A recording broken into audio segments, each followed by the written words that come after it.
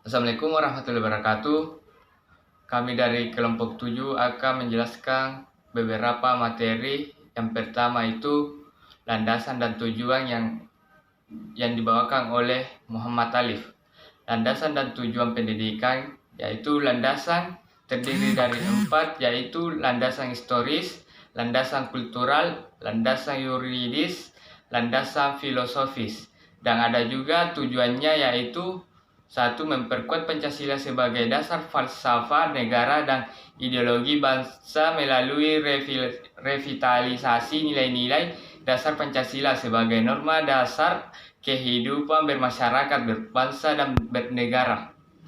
Dua, agar mahasiswa dapat mengembangkan karakter manusia Pancasila dalam pemikiran, sikap, dan tindakan. Dan ketiga, memberikan pemahaman dan penghayatan atas jiwa dan nilai-nilai dasar Pancasila kepada mahasiswa sebagai warga negara Republik Indonesia.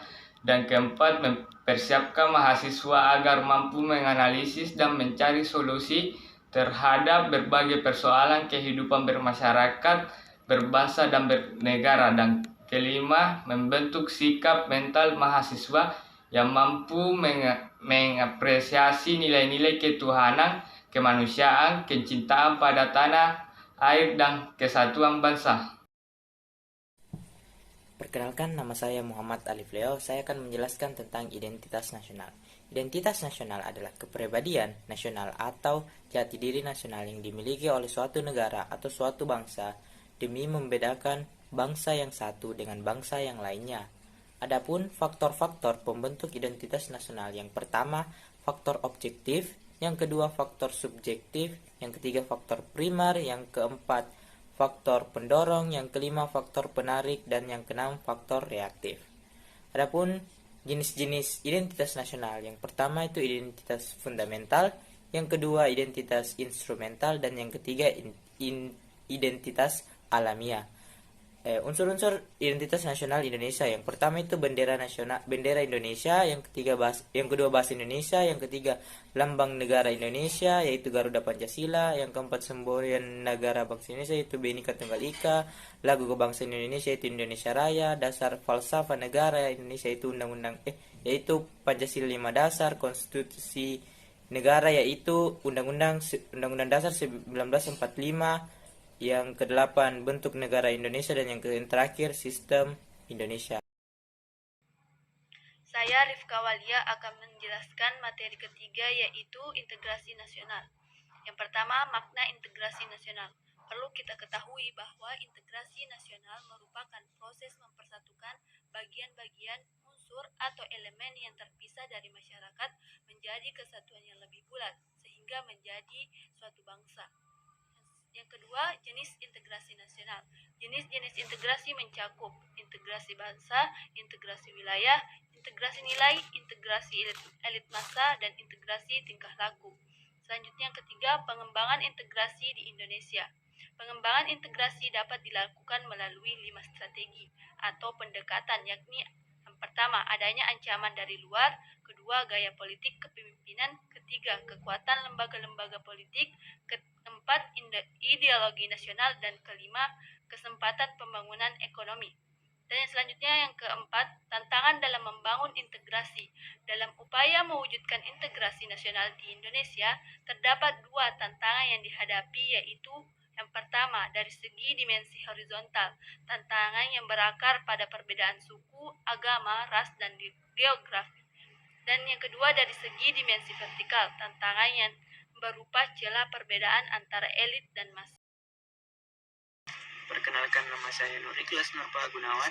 Saya akan menjelaskan tentang hukum dan teori konstitusi 1. Hukum adalah peraturan atau norma, yaitu petunjuk atau pedoman hidup yang wajib ditaati oleh manusia. Hukum diadakan dengan tujuan agar menimbulkan tata atau damai, dan yang lebih dalam lagi yaitu keadilan di dalam masyarakat, mendapatkan bagian yang sama. Yang terakhir, sebagai penggerak pembangunan. Selanjutnya, konstitusi. Istilah konstitusi berasal dari konstituer, yang berarti membentuk. Pemakaian istilah konstitusi yang dimaksudkan adalah pembentukan suatu negara atau menyusun dan menyatakan suatu negara. Sebagian ada yang berpendapat bahwasanya Undang-Undang Dasar merupakan konstitusi. Pengertian konstitusi bisa memiliki arti yang sangat luas daripada pengertian Undang-Undang Dasar. Konstitusi juga bisa dijumpai berupa konstitusi tertulis atau tidak tertulis yang mengatur dan mengikat masyarakat. Perkenalkan, nama saya Andi Muhammad Mahyar. Saya akan membacakan materi tentang hukum dan konstitusi. Yang A, karakteristik hukum konstitusi sebagai ilmu. Yang pertama, masuk rumpun ilmu sosial. Yang kedua, masuk ilmu hukum normatif. Yang ketiga, masuk ilmu HIN dalam arti luas. Yang keempat, sebagai ilmu dengan objek material konstitusi. Yang kelima, sebagai ilmu dengan objek formal hukum dasar, dan seterusnya. B. Karakteristik hukum konstitusi sebagai peraturan. Yang pertama, hukum konstitusi adalah hukum dasar. 2. Hukum konstitusi adalah hukum derajat tinggi, hukum tertinggi. 3. Hukum konstitusi adalah hukum pertama dan utama dalam suatu negara. Keempat, hukum konstitusi adalah hukum yang membentuk negara. Kelima, hukum konstitusi berisi lembaga-lembaga negara, dan seterusnya. Terima kasih. Saya Putri Nandasari akan menjelaskan mengenai hak dan kewajiban negara dan warga negara. Pada poin yang pertama mengenai konsep dari hak dan kewajiban negara dan warga negara. Hak merupakan kekuasaan yang dimiliki seseorang untuk menerima dan melakukan sesuatu, sedangkan kewajiban merupakan beban untuk memberikan sesuatu yang semestinya diberikan oleh pihak tertentu. Kemudian poin yang kedua yaitu alasan mengapa dibutuhkan harmoni hak dan kewajiban negara dan warga negara Indonesia. Dewasa ini seringkali kita melihat seseorang menuntut haknya dengan gigih dan terkadang dilakukan dengan kekerasan, namun saat diminta untuk melakukan kewajiban mereka seperti kehilangan gairah. Pada poin yang ketiga yaitu sumber-sumber tentang hak dan kewajiban negara dan warga negara. Sumber yang pertama yaitu sumber historis, terbagi menjadi 3. Yang pertama Magna Carta, kedua Revolusi Amerika, ketiga Revolusi Prancis. Kemudian sumber yang kedua yaitu sumber sosiologis, di mana akhir-akhir ini sering terjadi gejolak dalam masyarakat yang sangat memprihatinkan.